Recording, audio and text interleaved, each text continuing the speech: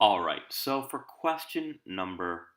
for page 4, we now have a little bit of a different situation where we have some acceleration. Interestingly enough, the free body diagram for the previous question, here, and this new question are identical, so I went ahead and actually borrowed them for this problem right here. Now, the difference is horizontally, the forces are in fact not balanced. One thing, though, is that part A of this actually stays 100% identical.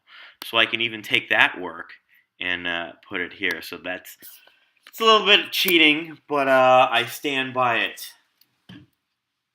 So again, it's just because the work is identical. Now for part B, we're going to calculate the size of the frictional force opposing the motion of the box. This is where things change.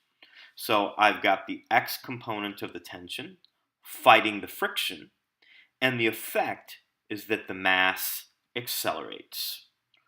Awesome. So we have here that 174 newtons worth of force minus the friction force is going to equal our mass, which is 20 times our acceleration, which is 2. So when we isolate here, we're going to end up getting that 94 newtons is our friction force. All right. Now for part C, it says calculate the coefficient of kinetic friction. It's the same idea. Friction kinetic is going to equal mu times the normal force. So that's going to be 94 is going to be mu kinetic times 100.